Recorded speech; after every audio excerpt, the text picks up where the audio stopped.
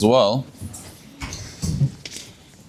one of the main things I'm just going to jump right in. I wanted to talk about something that I find to be obviously very important. The Parashat and Shavuot always line up. We have this Parashat Bamidbar, is always in preparation of the holiday of Shavuot. And that obviously, gets us to stop and think. Why that Kadosh Baruch Hu arrange it that way? Why specifically should Bamidbar be here? And there are answers. The Gemara talks about it's a hefsek. It's like a mechitza. You have the klalot of be'alotecha, and you don't want to put that in proximity with Matan Torah as if chas v'shalom that the klalot are prelude to giving the Torah. So we create a separation of Bamidbar, which is sort of like a negative reason. But is there a positive reason, like in the parasha itself, that gives us maybe insight about what we should know about Shavuot? So there's 2 points I want to say. I want to share what Moshe Feinstein says. But before we get to that, really, one of the highlights of the parasha, if you notice, the Torah spends a tremendous amount of energy in terms of words, because some topics the Torah leaves very, very vague. Even like topics like Taharat HaMishpacha, or laws of Zvicha, or Hilchot Shabbat. These are massive topics. There's Sfarim to no end written on Hilchot Shabbat. And how much does Torah give us in detail? Lo tevaru esh b'chol moshevotechem. Don't light a fire. Like, spares a lot of words. The rest, don't worry, we'll teach you. Torah Sheba'al Peh, Moshe Rabbeinu will come down, he'll explain to you all the halachot, there's going to be Gemarot, there's going to be this, but the Torah itself, no. We only have a certain amount of words that we're going to use, and we're not using it on that. So what is important to use your words for? If not Shabbat, if not all these amazing halachot, Taharat Mishpacha, like I mentioned, Zivicha, how to slaughter an animal, all those people doing Daf Yomi, Masechet Chulin, is a whole Masechet full of how to slaughter properly. And all the ramifications of that. And yet the Torah says, V'zavachta.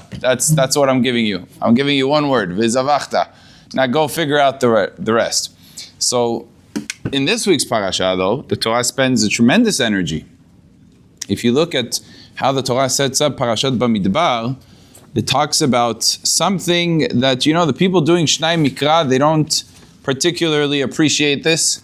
It's not like that exciting for a lot of people, right? And you're sort of reading a lot of names, a lot of arrangements, like formations of which Shevet was in what area, and how exactly where was the Mishkan, and where was Reuven towards the Mishkan, and where was Levi, and where was Yisachar, and what color flag did he have?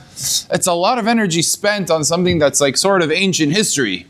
Why? Why is the Torah spending so much? What's the basis? What's the benefit of it? So Rabotai, here is the point.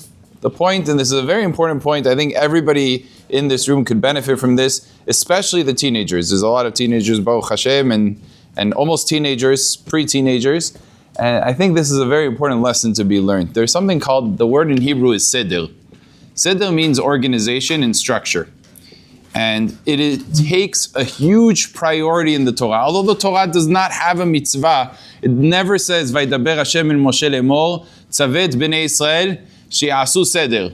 It doesn't say any such mitzvah, make order and structure and organization and neatness. It doesn't talk about that, but it's so integral to the Torah. If the Torah expends so much energy elaborating on how Am Yisrael was organized in the desert, that means it has a very important significance. And really, if we stop and think about it, is there any sidurim nearby? Do we have a sidur nearby? I want to show you something in the sidur. The youth says this all the time. Thank you. That was record quickness over there. The youth, you say this on Shabbat, and hopefully everybody else, but the ones that come late, not necessarily are saying this. But the ones that are on time, there's a special mizmor. You know this mizmor, Kiri Olam Hasdo, right?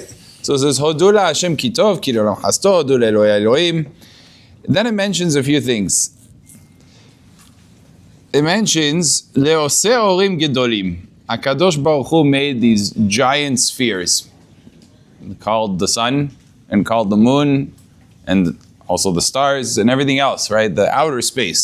And we think HaKadosh Baruch Hu Kirolam Chasto. It's a great thing. You have the sun, very powerful, keeps us alive. If it wasn't for the sun, none of us would be here. Obviously something that extreme sign of how great HaKadosh Baruch Hu is, because you look at the measurement of the sun and you compare it to Earth. They have all these things. You throw those science books, those science books that I remember. I love those science books. I always used to read.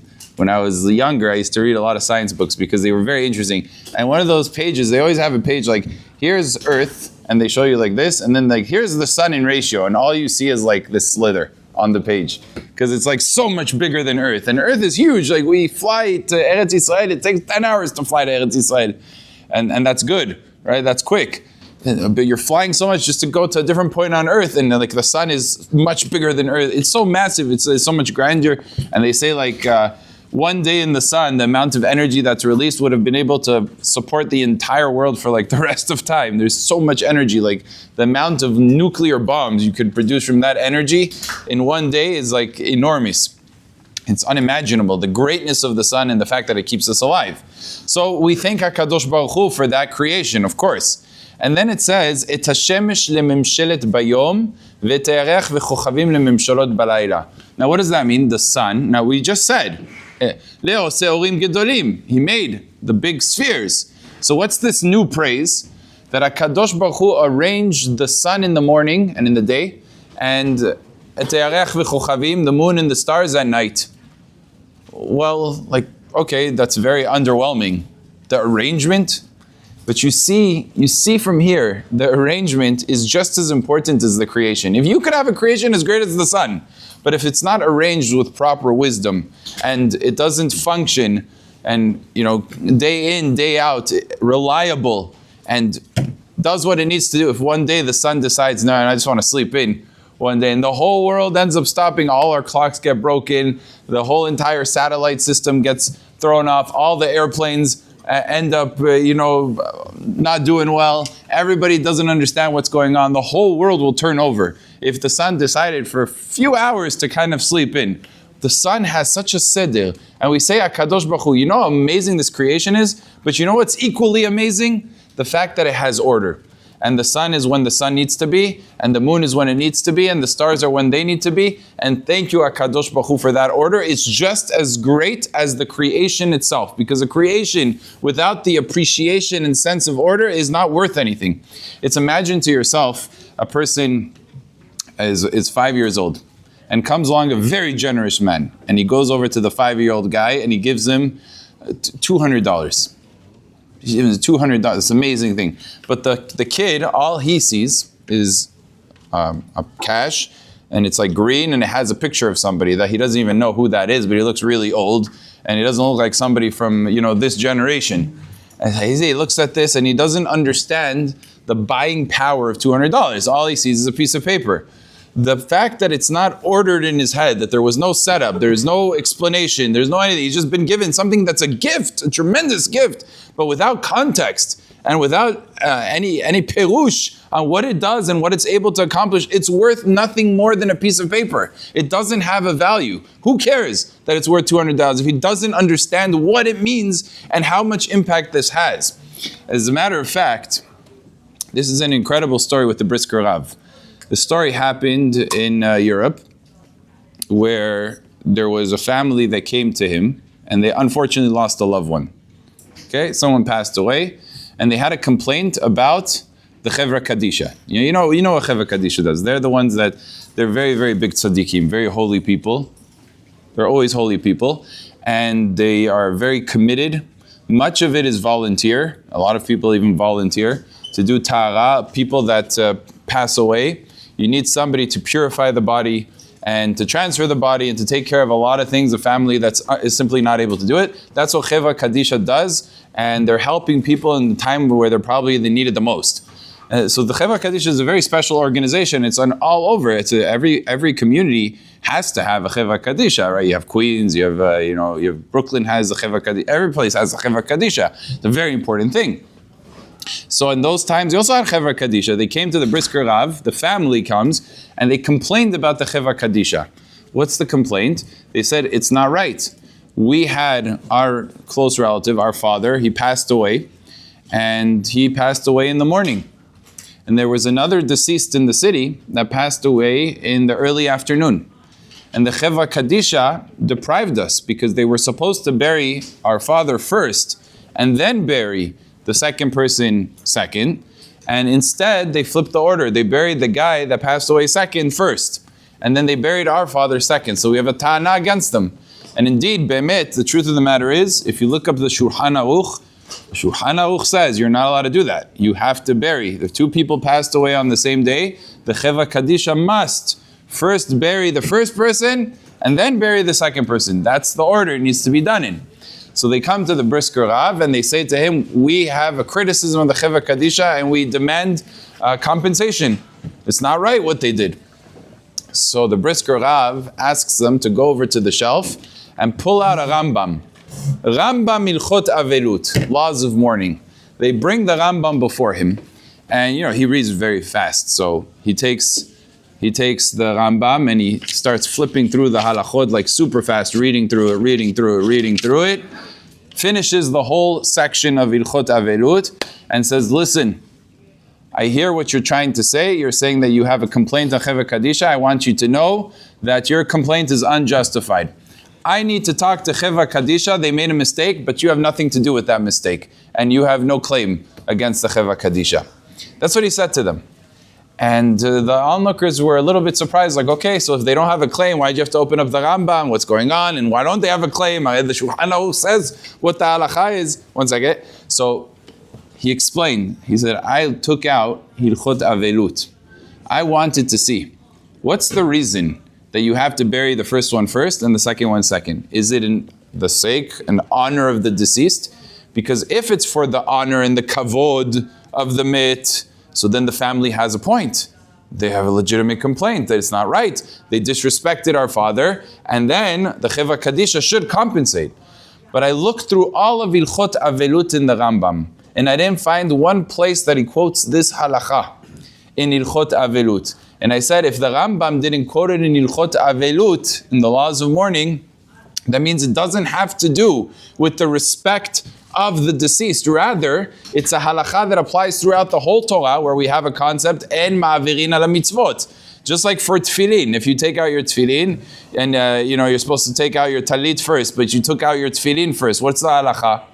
You have to put on the tefillin, even though that's not the right order. You're supposed to put on talit and then tefillin. But I pulled out the tefillin first. I'm not allowed to now put it down and then put on the talit. Interestingly, that when it comes to the sheliad and sherosh, we don't say that.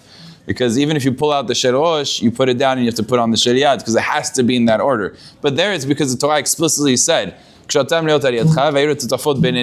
have to do it in the order of the Torah. But in general, where you're supposed to do a certain order, but you flipped it and you went ahead and you took the other thing, we say, En ma'avirin ala mitzvot.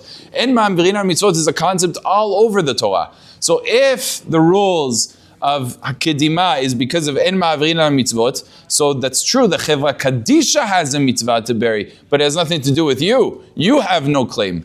However, if it's a din in Ilchot Avelut, so it's the honor of the deceased, so the family has a right to claim that it's not right for the deceased. And since the Rambam didn't bring it down in Ilchot Avelut, that means it's a din klali, it's a general concept, and therefore you have no claim against them. What does that show you? How important order is. Here is the Rambam. A halacha, who cares where you put it in? You put it in here, I put it in, who cares where? It matters where you put it in, to the point that the halacha will change based on, is it written here? Is it not written here? Is it part of this? Is it not? Because order makes a very big difference. I see this a lot of times with people learning in yeshiva. There's a sort of attitude of, it's important to get information, but to organize it is not that essential. As long as I could say the Ksoi says like that, and I could say the Avnei Miluim says this, and I sound flashy and it sounds cool, and that's good enough. That's not true. A lot of times, organization is so key. You have to be able to structure the sugiyah that you learn. When you're learning in yeshiva, you structure it out. If you need to, a lot of times writing helps. This is what Tosfot asks. Tosfot is going on that step of the Gemara, and then there's an answer to that step, and there's two explanations. And to break it down in a way that's organized, extremely important, just as important as the insights of the Divrei Torah themselves, are the organization that lies behind it. Today, it goes across so many levels. There's organization in learning. There's organization in life. I know of a new thing. Unfortunately, there's this new reality. I don't know. Maybe a lot of the young people have heard of it, called Penn Foster.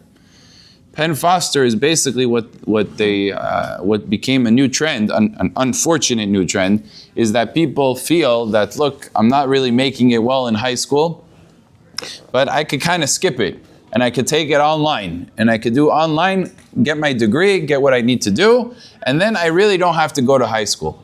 And circumventing the whole process of high school. That is devastatingly bad. That is something that a person should avoid at all costs. Why? Because seder. Because there's such a thing called structure.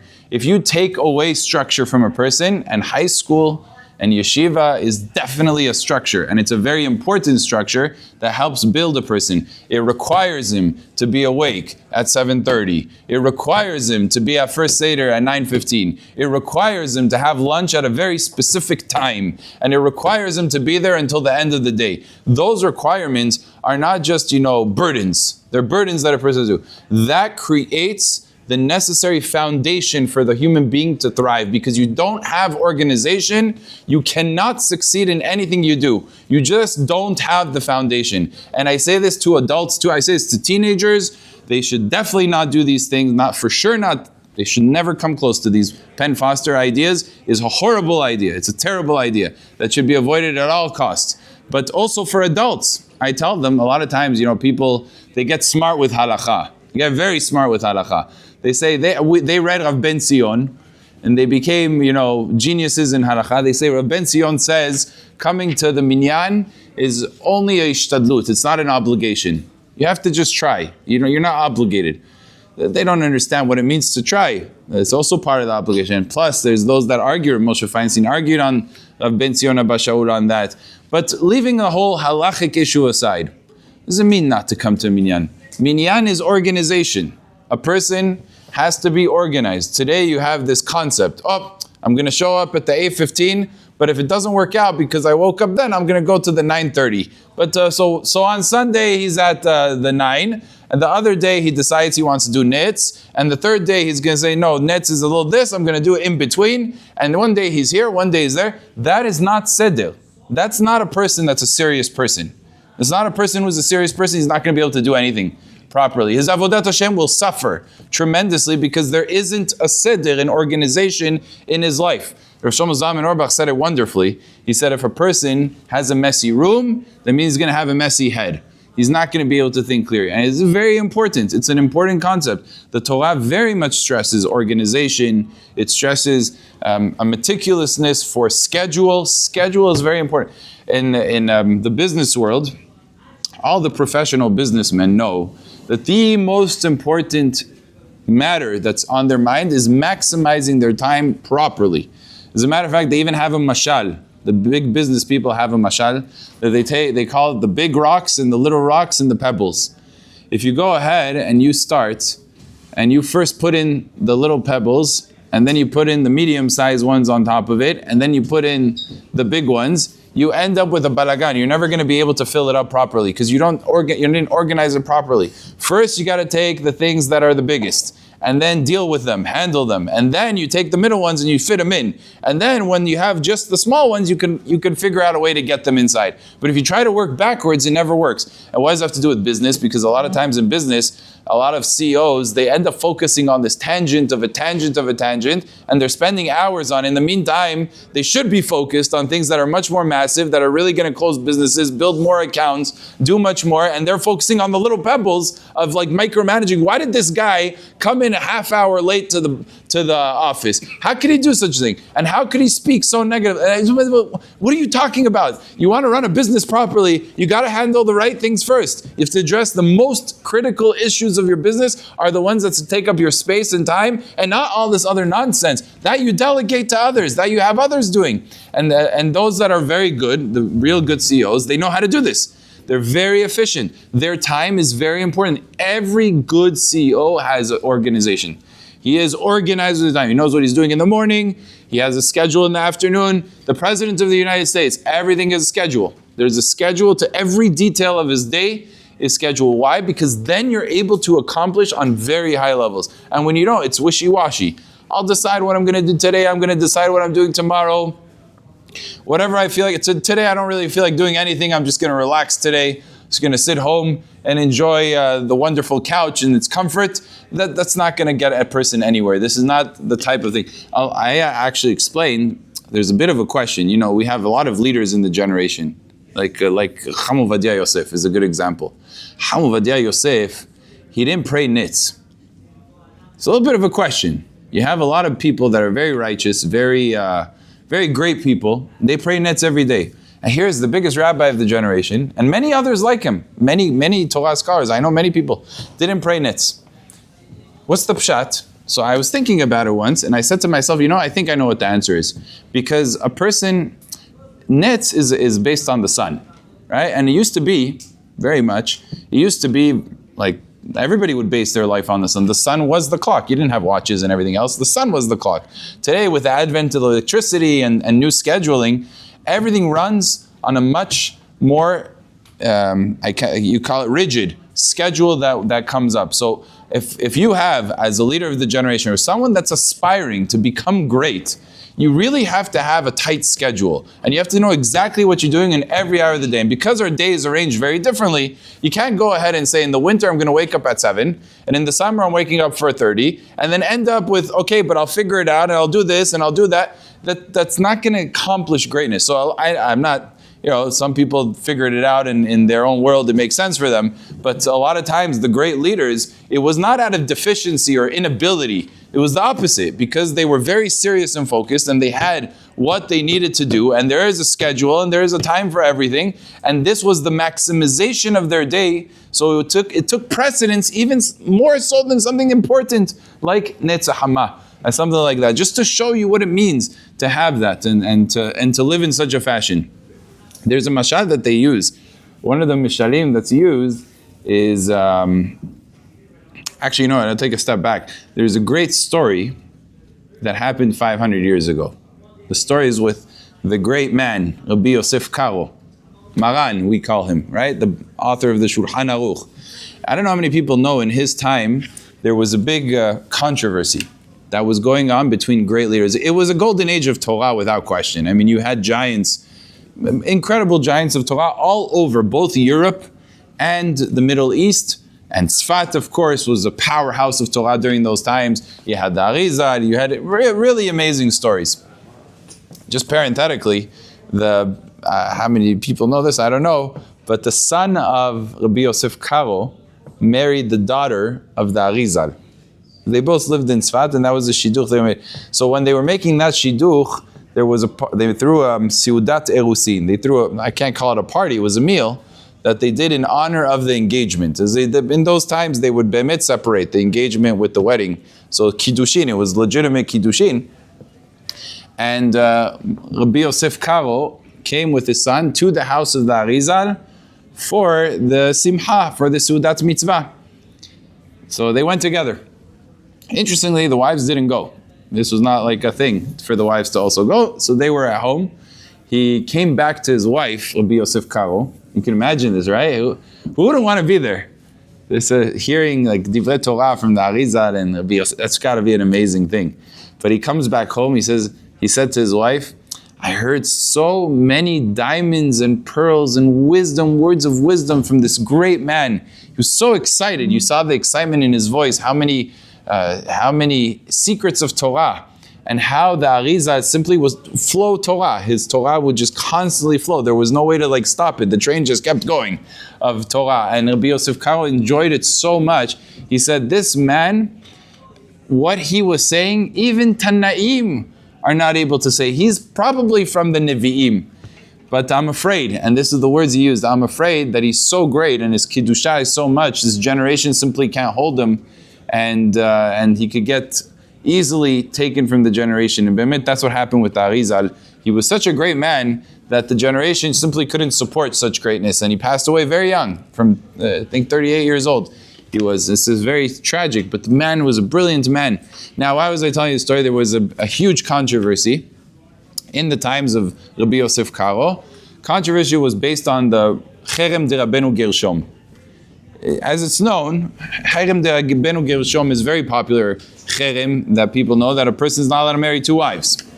So there was a case, and it's also known that the Sfaradim did not really accept Cherem de Rabbeinu Gershom, and the Ashkenazim did very strictly accept Cherem de Rabbeinu Gershom. So in Ashkenaz, which means basically all of Europe, except for Spain, in all of Europe, they accepted the Cherem. Nobody for 700 years. Rabbeinu Gershom, 800. He went far back. It's much further back. It's like 1,000 years ago. But for a good, until the times of Rabbi Yosef Karo, it was about 500 years. Nobody married two wives. Everybody had one wife. In the meantime, in the Middle East and some parts in Eretz Yisrael, it was not so simple what was going on because it was a little bit of a mixed bag. But they were marrying. By and large, the Sfaradim were marrying two wives. It was a normal thing. The Arab world, the Muslim world, it was very acceptable.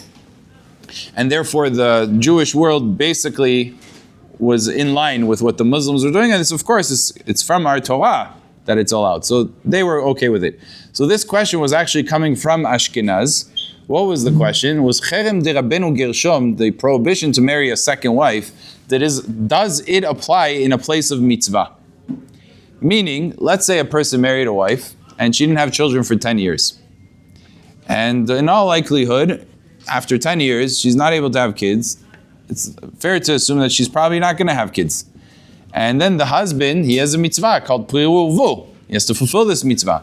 But on the one hand, he doesn't want to divorce his wife. His wife is so tzaddiket, she's eshet hayin, she's a good woman, she didn't do anything wrong. He doesn't want to divorce her. So is he permitted to marry a second wife? Not because tam, but he wants to fulfill the mitzvah Priru Vu so that he can have children. The other option would be to divorce her and then marry a second wife. Which, that's not Strigray Akum. She might not want that. A lot of times women, especially in those days, they didn't want that because that just means she has to fend for herself. That's much more difficult life. It's easier to do it this way. So this question came to Rabbi Yosef Karo and to many, many other great Rabbanim, the Mari Berav, others in the time.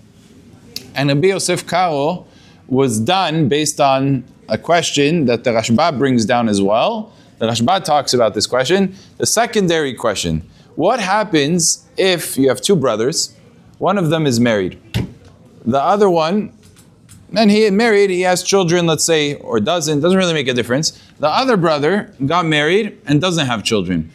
And after some time, the second brother died. So now the wife is Yevama, she falls to Yibum, no children. So now can this brother who's already married do mitzvat yibum? The Sfaradim particularly, we hold mitzvat yibum kodem le mitzvat halitza. When you have mitzvat yibum, which basically is a marriage, meaning should this brother now marry her to fulfill the yibum requirement, or we tell him no, do halitza, because initially the best thing to do is the yibum, not the halitza. Halitza is b'di'avad. Really, the mitzvah is to do yibum. Ashkenazim take the b'di'avad, they take the halitza only because they say we're not mechaven l'shem shamayim. Because he's going to want to marry. Why is he going to want to marry her? L'shem shamayim? Unlikely. You have to be a big tzaddik to marry somebody like that, l'shem shamayim. She's a widow, and it usually is not l'shem shamayim, and therefore they say do chalitza. Sfaradim say no, we don't go based on that. Mitzvat yibum, mitoch shelo lishma ba lishma, do the mitzvat yibum. That's the disagreement. So here is a classical example of a case of mitzvah, but standing in the way is Cherem de Rabbeinu Gershom. Did Rabbeinu Gershom institute the Cherem in a place of mitzvah, or just generally? Maybe Rabbeinu Gershom only meant when he married one wife, and now he just wants to marry a second wife. Okay, that's where it's asur. But when there's a place of mitzvah, maybe it doesn't decrease. That was the $1 million question. There were Rabbanim that said he's allowed to get remarried. And Bemet, this man got a psak from one of the Rabbanim that said he's allowed to get remarried. He got remarried. The Ashkenazi Rabbanim, some of them in Europe, they heard about this, great Rabbanim, and they wanted to put him in Cherem for violating Cherem de Rabbeinu Gershom. So, Rabbi Yosef Karo, he's the one that's writing. He writes in his Shuvot, he wrote how you can't do that. Even if he did something wrong, even if the halacha was he wasn't supposed to get married, but what are you telling him to do? You want him to get divorced? The Rabbeinu Gershom didn't say that you have to get divorced if you got married a second wife. He never said that. So, Mimela, you're doing more than even Rabbeinu Gershom held. Plus, there's many shitot that hold b'makom mitzvah b'chlal didn't make a prohibition. So why are you doing this? But one of the steps, and this is why I wanted to bring it in, is there was a little bit of a disrespectful tone that one of the Rabbanim from actually Egypt, it wasn't from Ashkenaz, it was from Egypt. There was a Rav in Egypt that wrote about the Bet Yosef, and he disparaged his work, the Bet Yosef. I don't know how many people know the work of the Bet Yosef is a work that Rabbi Yosef Karo wrote, where he took all of the different Rishonim and different Gemarot, and on the tool who compiled the Sefer, on the tool he said, okay, the tool wrote this halacha, it comes from that Gemara. And these Rishonim discuss it. And then the tool wrote this halacha, oh, that's from a different Gemara over there, and it's discussed, and the Rambam has a machlokes with Rashi, and Tosfot has his own shita, and there's another shita like this, and the Ritva wrote like that, and he basically puts together all of the poskim. That's why it's called Bet Yosef, the house of Yosef. Is he gathered like the produce, just like you would gather produce in all of the countries. He gathered all the mifashim. So one of the Rabbanim of his time said, oh, he referred to the Rabbi Yosef Karo as the Me'asef. Me'asef is also Lashon Yosef, right? Yosef Hashem li ben Ahir. Asaf Hashem et chirpati. So he wanted to sort of play on words. He said, oh, the writer of this sefer is the Me'asef, the big gatherer, which is considered to be very disrespectful to speak about the Bet Yosef that way. That what did he do? He just went ahead, he's an encyclopedia. It's basically calling him, he wrote an encyclopedia. Basically, trying to disparage that he didn't actually have to think to write this sefer. All you have to do is see what he wrote and write it down, and see what he wrote and write it down. And that was considered disrespectful. So Rabbi Yosef Karo wrote back to him with such humility. Now this what made him great. He said, Baruch Hashem, Hashem gave me a gift to not be particular about my own honor. Look, even he worked on himself to such a level that he didn't want to take credit for it. So Hashem gave me a gift that I don't get offended from what people write or don't write about me. And he says, the Sefer speaks for itself.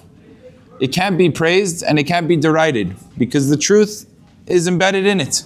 If it's bemit something praiseworthy, it's self-evident. And therefore, mimela, there's no meaning to the words. That's what he said. But his student wrote another letter. The student of the Bet Yosef wrote back to this Rav, you think all he did was just gather things? That's what you think he did? He said, there's so much chokhmah, there's so much wisdom, there's so much organization, the way it's structured, the way it's detailed, the way that he dissected the sugya, the chidushim, the setup itself is so great and so unique. And indeed, bemet, if a person learns the Bet Yosef, you see that there's wild insights in the way things were presented and how he set it up. And a lot of times the Bach starts asking, what is he talking about? He's not arguing with him, he's really agreeing with him. And then come along the Achonim and say, no, the Bet Yosef learned it from this specific word, that it must be there's a machloket. Like the genius that was behind simply the organization of the halakha. To organize things properly makes such a difference. It defines a context of what you're talking about. And in learning, that's very important. A lot of times, you can have somebody read a Rashi. It sounds wonderful. But you take somebody like Rabbi Schaefer, right? You guys heard Shiurim from Rabbi Schaefer. He's a very good speaker. He takes a Rashi, he'll take a Gemara, and all of a sudden you think it's simple.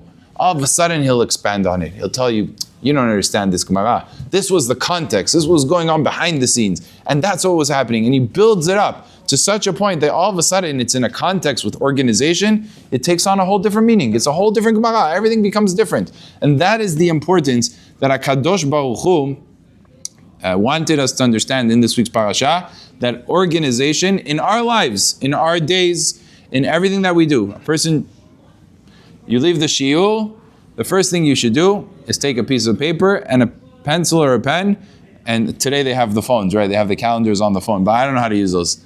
They always, I just like regular, hard copy calendar, write in, right? Just to put in, what is my day going to look? And every single day should be a basic organization. When am I waking up?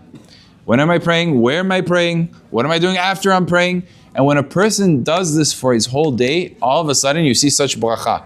The same exact day, the same 24 hours that you had before, now you're maximizing it. And yeah, you could set yourself some time. You don't have to go ahead and be Rav Eliashiv and sit all day, okay. From 9 o'clock in the morning to 6 o'clock in the evening, I'm just sitting and learning and I'm not looking anywhere else except for the Gemara. No, obviously, you set yourself time for a break, you set yourself time for but when you're organized, it takes on a very different meaning. And this, Rabotai, is something that we find in the Mashal. I was going to say this example. If a person were to come over to you and give you $86,000 and $400, $86,000 and another $400 to spend on every single day of your life. Every single day you could spend that amount of money. But there's one catch. Whatever you don't spend by sunset comes back. You don't get to keep it. It doesn't roll over to the next day. Now you can imagine some people will say, okay, great, I have all this money. I'll just spend whatever, haphazardly.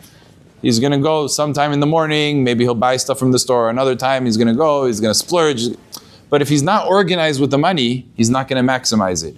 And he's not going to efficiently spend the money well and not be able to invest. And he won't be able to make all the different investments that he could do with the money. As opposed to someone who's organized, he's going to be able to expand the money, and that money is going to have far more power and ability than somebody else's. And that, Rabotai, I think is the important lesson, that we have that in terms of time. HaKadosh Baruch Hu gives every one of us seconds in the day and minutes in the day. And we can spend every second of the day with purpose and with seder, with organization. But if we do not, then those minutes and those seconds never come back. There's no way of bringing it back. That simply goes to the trash. If you didn't use it wisely, you sent it into the trash. And that, Rabotai, is a waste. And this is why I say to those high school boys, a lot of the high school boys, I can't impress this enough, how important it is to remain in yeshivot for high school and to have that structure. And it might be difficult and you might get in trouble and there's detention and there's homework and there's all these amazing things that they give, but it creates a seder, it creates a very important concept. That, I think, is a very important lesson in this week's Parashat. Now, Ramosha Feinstein says a different yesod. He says, why is this brought down before Shavuot? So one, we explained one. One is good. Organization, to teach you the importance that in Torah learning, you're not going to accomplish without it being organized. And Bemet, you'll see, a lot of the great Rabbanim, everything is organized. When they have organization, there's a file, there's a folder, there's things important. Ramosha Feinstein says something else. One of the other points mentioned in this week's parasha is the counting of Am Yisrael. You have Am Yisrael being counted a few times in the Torah. And why do we need that? Why do we need to know how many the Am Yisrael was before, it was after, now they're into the desert, the second year, the first year? What's all this? Says HaKadosh Baruch Hu, Am Yisrael is so valuable. There's not a person in this room, in all of Am Yisrael, that is not accounted for. Every person is a one, is a unique. Moshe Rabbeinu is not two. Moshe Rabbeinu is one. And there's nobody that's a half. Everybody's a full person. It's HaKadosh Baruch Hu's way of saying there isn't somebody that doesn't have an equal value to the next person. And a lot of times in life we forget that. There's Yetzer Hara works in many ways. It tells us to be arrogant, but it also tells us to be humble. Sometimes the Yetzer Hara comes in the cloak of humility, and he says, what am I able to accomplish anyway? There's big Rabbanim, they're taking care of the world, they're taking care of Torah, there's Gdolei Yisrael, I'm never going to be that anyway, so what's the point? The answer is that's a anava, that's pasul, that's a bad humility, because a person has to appreciate his greatness in order to become great. If he can't do that, he's not going to be able to be great. And I think that's a lesson that the Torah is trying to tell us, or Moshe Feinstein says this actually, that's Bamidbar, there's a counting. The counting is to understand your importance, your relevance in this world, because only then are you able to receive the Torah. Only then can you grow from the Torah, because you understand that you carry weight and you have value. And without that value, you're not going to be able to be successful. So the Torah makes an emphasis. Before you receive the Torah in Shavuot, I'm going to give you Bamidbar. Now look how every person in Am Yisrael, not a single person was missed out. Lo nifkad mimenu ish. Every person was counted, and every person was exactly the same as the person next to him. He's important. Even HaKadosh Baruch Hu counts the stars. Who cares how many stars there are?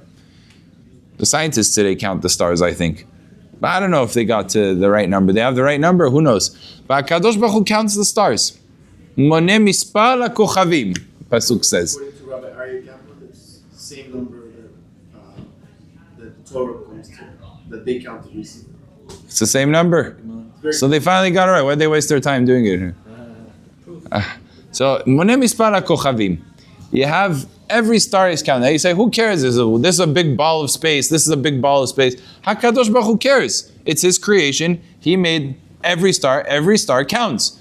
Just like every star counts, every person counts. There is, and this I'm telling you, this Yetzer Hara is very vicious. It's a vicious Yetzer Hara. There are people that walk around in the world and they're asking themselves on a daily basis, why am I here? I don't know what I'm doing. I don't know what I'm accomplishing. I don't know, I'm not getting anywhere. And it's a very debilitating feeling. And HaKadosh Baruch Hu says that's not true. I disagree. And if Hashem disagrees with us about that point, that means to say that we have to line ourselves with the truth. Hashem thinks you're important. That by definition makes you important. That gives you an extreme value. And that's an important thing to sort of wrap our heads around. So, Bezrat Hashem, we do that one too. What else do we want to talk about? Okay, so we have another nice chidush. This chidush has to do with Shavuot also. One of the things that Kadosh Baruch Hu did when He created the world, the Midrash says this, is that Kadosh Baruch Hu created a failed world. Do you know that? It says that He created worlds and then He saw that it wasn't there. He wasn't satisfied with the world and He destroyed it. And He created another world, wasn't satisfied, and took it apart. And He did it, it says 7 times. HaKadosh Baruch Hu built the world, wasn't satisfied, and destroyed it. Essentially, seemingly, really a strong question was that HaKadosh Baruch Hu failed at the job. Like, what does that mean? Hashem is perfect, and Hashem knows. You know this one is going to be not good. So just skip to number 7. Why do you have to take these steps in order to create, destroy? And even if it was true that Hashem did that, why do I need to know? Why is it important for me to know what Hashem did before this world? I'm in this world. I'm not in any other world. And the answer is, important answer, HaKadosh Baruch Hu didn't fail at all. HaKadosh Baruch Hu imbued the nature of this world. When Hashem says, I destroyed the world, and I recreated, and I destroyed, and I recreated, that's not a failure. That's actually the purpose. HaKadosh Baruch Hu is saying, in this world that you now live in, you're living in a world that failed 7 times. That means the DNA of this world is you'll try and it won't work out. And then you'll try again and you're going to have another setback. And you're going to try a 3rd time and it's still not going to click. And you're going to have to work hard and you can't give up. And then after all 7 times, you will end up seeing that there will be atzlacha. Success only comes through failure. The Gemara says, "En adam omed al divrei Torah ela im ken nichshal ba." A person can only learn Torah if he made mistakes in Torah. If he wasn't in the capacity of making mistakes, he's not learning Torah properly.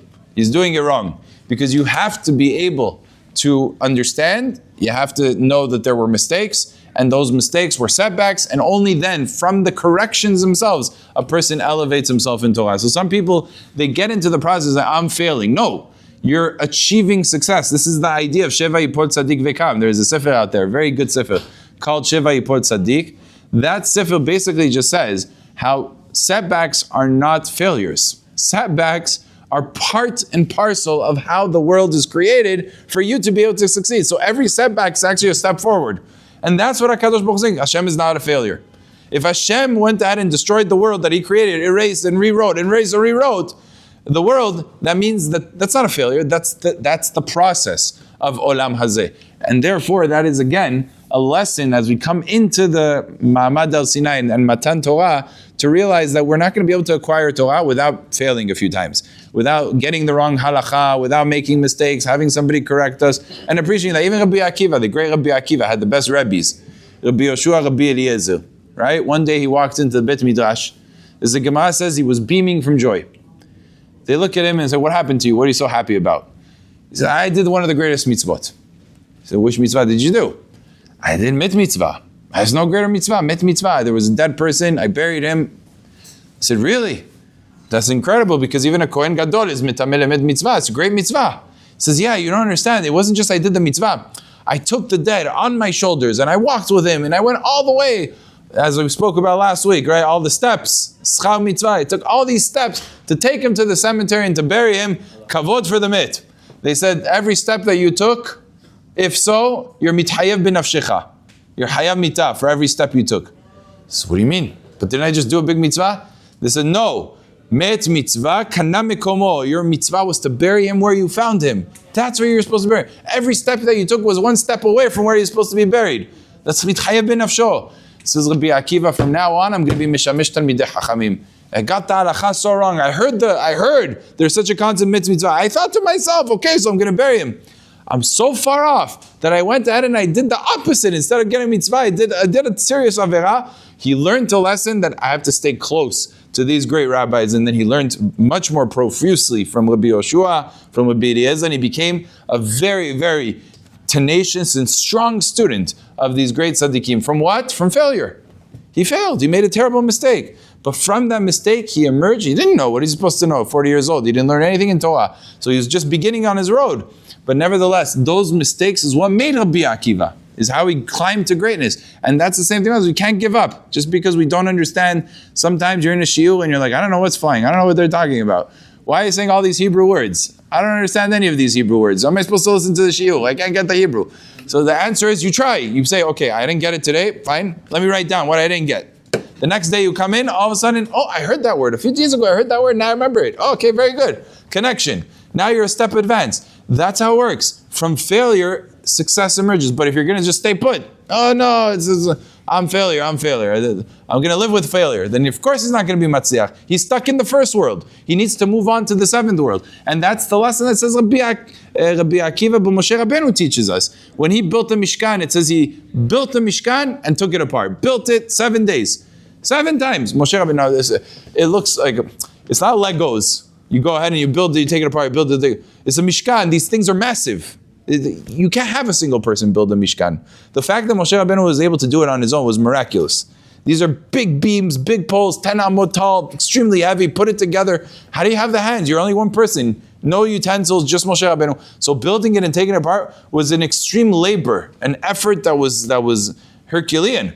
And Moshe Rabbeinu did it. But why take it apart? He just built it. Why are you taking it apart again? No, to understand that ruchaniyut, spirituality, needs an exertion of energy. It needs a commitment, and it needs failure. It needs to be brought down and built up and brought down and built up, and finally it will stay up. And then the Shekhinah will come. But only after a person struggles through it. And that's the way HaKadosh Baruch Hu wanted. So yes, that means some days a person's going to come to the shiur, he's going to fall asleep, he's not going to know what happened. And that's true. And maybe that'll happen time and time again. But eventually, from the struggle will emerge a great man, a person that is a one in HaKadosh Baruch Hu's mind, a person that's worthy of being counted with the same comparison to Moshe Rabbeinu, because he's the one and he's the one, and that, Bezrat Hashem, B'zchut that, we should be zocheh to have organization, to have structure in our lives, to have success, and to be matzliach, to appreciate ourselves, to not have a false humility, and be zocheh to the brachot of being able to be be'emet kam, to succeed in Torah and mitzvot. Amen ve'amen. Baruch Adonai le'olam, amen ve'amen.